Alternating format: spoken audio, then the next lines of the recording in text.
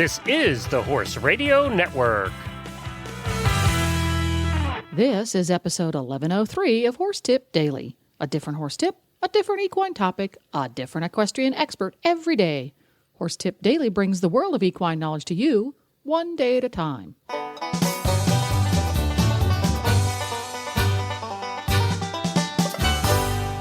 Greetings, horse people. Coach Jen here, and thanks for tuning in to Horse Tip Daily.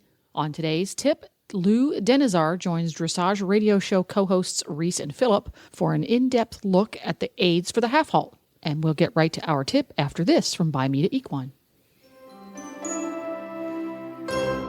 We all know the importance of deworming our horses, and Dr. Ellefson of Bimeda Equine is helping us make sure we are doing it right. Listen for his 4-part series the first week of every month on this very show. I just wanted to remind everyone, if you are due for deworming, why not save a few bucks on the popular Bimeda line of wormers, including Equimax, Bimectin, Exodus, Exodus Multidose, and Equil.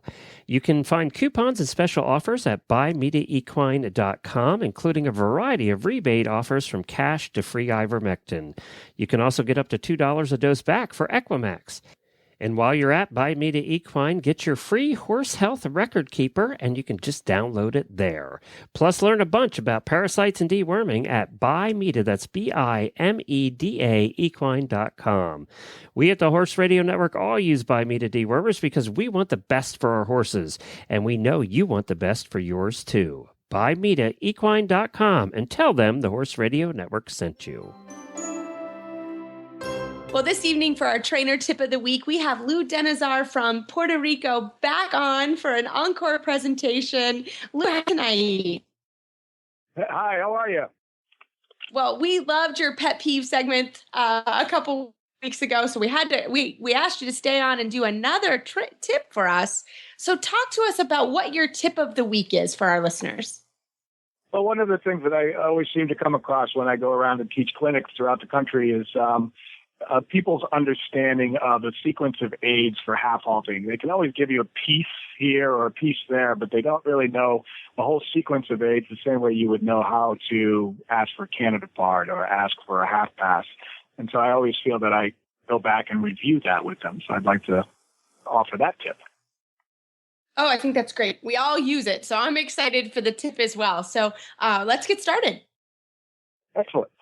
Well, what I usually find is that, I ask them what they know about the half halt, and they give me whatever they can. Sometimes they're nervous and don't really know how to present it, but eventually we work out where I explain to them that for me, the half halt aid starts at the leg, and then it goes to the seat, and then it goes to the elbows, and it goes to the hand, so that way it's always being ridden from back to front. But I break down the sequence of those aids even more detailed by saying, what part is the leg? Well, I always say it's the upper calf, inner knee, lower thigh. That's the part of the leg, and both legs close against the horse, against the saddle and against the horse.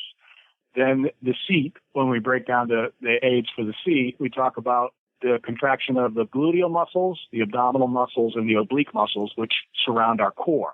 So a lot of people talk about the core. So when you contract those muscles together, then you have a stronger core that stays in place for the half halt procedure. And then the next aid is the elbows. What happens with the elbows? Well, if your elbows are slightly in front of your ribs or by your ribs or a little bit behind you, because some people ride with reins too long, then you hug yourself with those elbows because they're looking for the strength from the leg and the core. Then the final step is to close your hand. So those are the sequence of aids. Within that, I always try to explain to them that there's also volume and duration. So we go into a discussion about how long should a half halt last. What would you say to that, Reese? Yeah, that's a great question. And I think it depends is what I tell people. It sort of depends on what half halt you're asking for. And what are you asking? Are you asking for a general rebalancing step? Are we going into a piaffe? Are we going into a change? Sort of Absolutely. what are you asking for? So I think that's also in the half halt, what is the overall structure that Exactly. you're going for? Because we all know that half halts have many different jobs. We've all discussed in the past. We've read about them. We know that they have different jobs. So what I think changes is the intention of your half halt. What is it trying to do? Is it trying to produce a piaffe? Is it trying to produce collection? Is it trying to produce a halt? What is it trying to do? So I always talk about in terms of what the maximum half halt can last like. And so what I always say is in a sitting position, if you're sitting to the walk, sitting to the trot, sitting to the canter, the maximum that your half halt should last is 3 seconds. And that you need to take a 1 second break minimum in between before you can apply another half halt. Oh, that's a great way to think about it. I honestly have never even thought about duration and how to explain it. So I love that. 3 seconds for the half halt, at least a second break. That's the maximum. Yeah, that's the maximum. Yeah. And I think that it can be all the way to a half a second if it needs to be. But the aids, the leg, feet, elbow, hand sequence of aids can live up to 3 seconds in existence before it has to release, or else we call that pulling. And yes, so then exactly. That's riding backwards, and we don't do that. We try not to do that anyway. So I explain that to them, and then the last part is the volume. And what I mean by volume, it's a little bit like listening to the radio. Do you listen to your radio at a 1 or do you listen to your radio at a 10? And so your half halt aids, once they close, legs, feet, elbows, hands, within that duration of whatever your half halt's going to last up to 3 seconds, you have to scroll through the volume. So it might be a 1 or it might be a 10 or it might be any number in between those.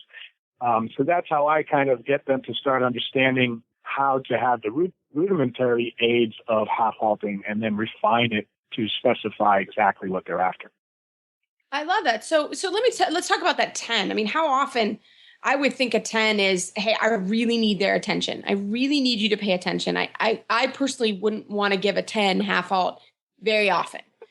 I have given 10s before, but yeah, I have given 10s. I'm not going to say I haven't. I gave a 10 today when I had a horse that was sort of bolting from a palm tree. That was maybe an 11. I'm going to an 11 on that, but I mean, there's times to but when you start to talk about sort of the volume, or I like to say the dose of the aids, like how intense are you giving that aid?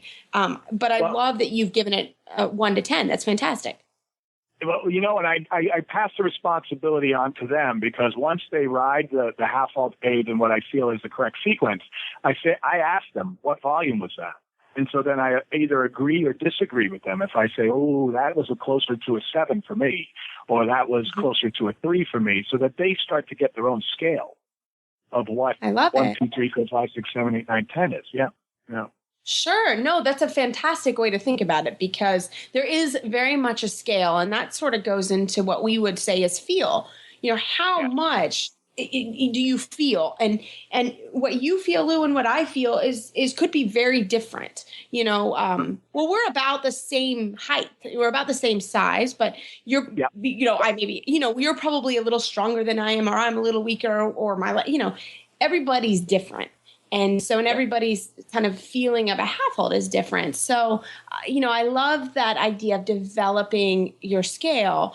And, I tell people we want to be closer to sort of that 1 to 3 range.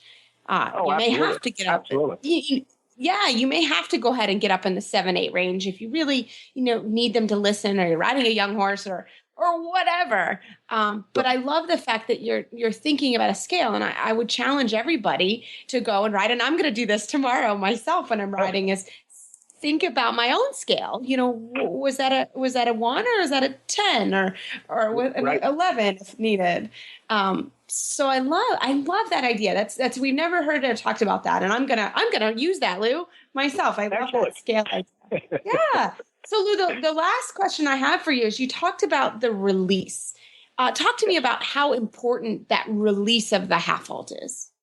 Oh, it's so important. I mean, you know as well as I that if the horse doesn't feel a break from the aids closing against them, then they become a little frustrated. So they either decide that they won't move, or that they are going to run right through you and just ignore everything that you throw at them.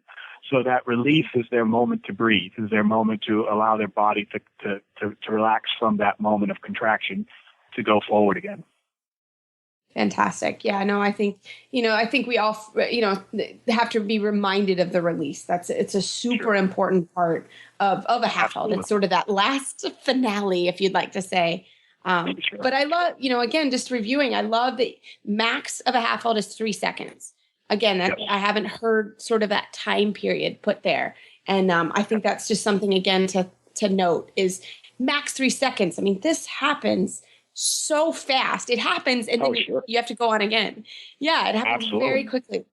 So it takes practice, and I love it. Yeah, I always say that about 3 seconds on average will take a quarter of a circle, and that's the longest that 3 seconds takes. So it's a question of, in my opinion, in helping people understand this, is that once you've closed legs, feet, elbows, hands, that's the beginning of the count. 1, 2, 1 Mississippi, 2 Mississippi, 3 Mississippi is what I always say, because Mississippi's keep you honest rather than going 1, 2, 3. Yes. Yeah. No, that's a great one, and I'm going to challenge everybody to do this this week. Excellent. And love to hear some listener feedback on how your scale went and how your kind of count of the half halt went. So, Lou, great tip. I really, I'm going to use this myself. I loved it. So thanks so much for telling us the tip of the week. And how do our listeners find you online? They can find me at www.delantedressage.com. And Delante is spelled DELANTE, dressage.com. Well, there you have it. You can find links to today's guests at horsetipdaily.com. And don't forget, you can have all of your favorite Horse Radio Network shows with you wherever you go by downloading the free Horse Radio Network app for iPhone or Android. Just go to your app store and search Horse Radio Network. And thanks again to Bimeda Equine for sponsoring today's show, along with listeners like you. If you'd like to learn how you can become an auditor and support Horse Radio Network programming, go to horsetipdaily.com and click on the Become an Auditor banner in the center of the page. The Horse Radio Network and the Horse Radio Network hosts are not responsible for statements of guests or their opinions. Use your own judgment when listening to the tips provided by the experts on Horse Tip Daily.